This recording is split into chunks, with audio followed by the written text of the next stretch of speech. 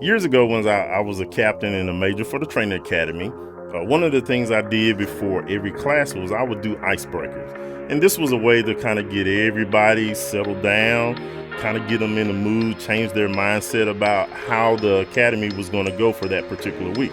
So one of the icebreakers that I had was I would actually take a piece of paper and I would pass it out to everybody. And the instructions would be, don't do anything with that piece of paper.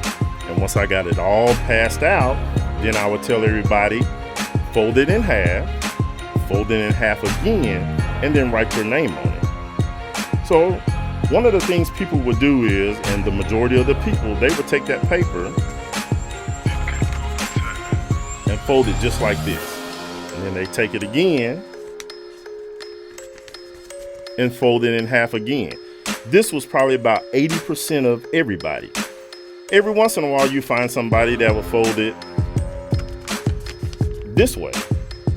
But if you notice, everybody mostly folded it in half this way. And this is something, if you go back and you think about it, we were taught in school, conforming to the world. So after the icebreaker, the last thing on the icebreaker was write your name. So most people would actually write their name, but what I was looking for was you to write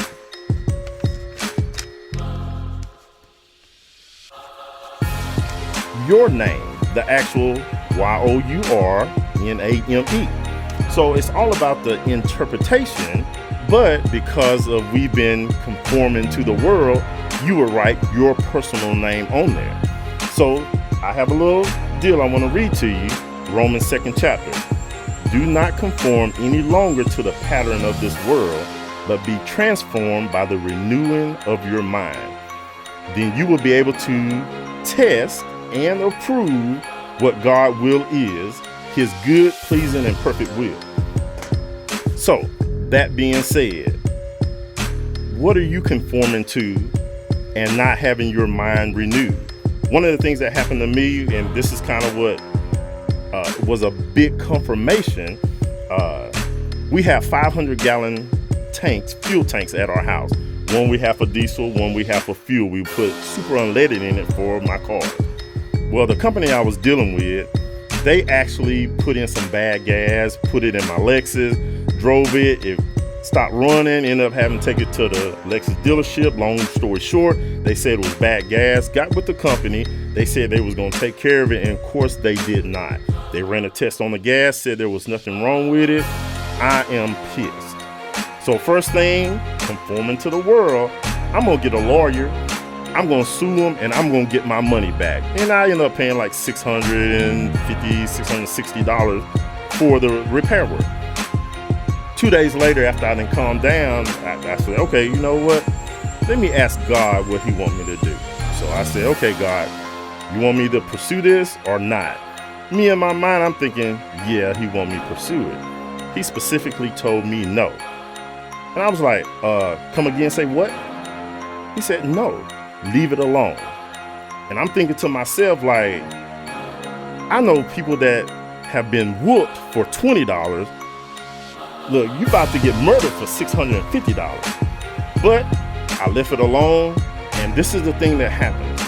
2 weeks later, I get a call, some property, 1.4 acres I've been trying to get for about 12, 13 years. The people are going to sell it to me. Not only are they going to sell it to me, but they're going to sell it to me for $5,000, and it's worth more than $26,000. Remember the 5 loaves and 2 fish that I talked about last week? Well, check this out. God's math is not our math. So I go from the $650 obeying God and doing what he told me to do, conforming to the world, want to sue, to not doing anything, and then he opened this opportunity for me.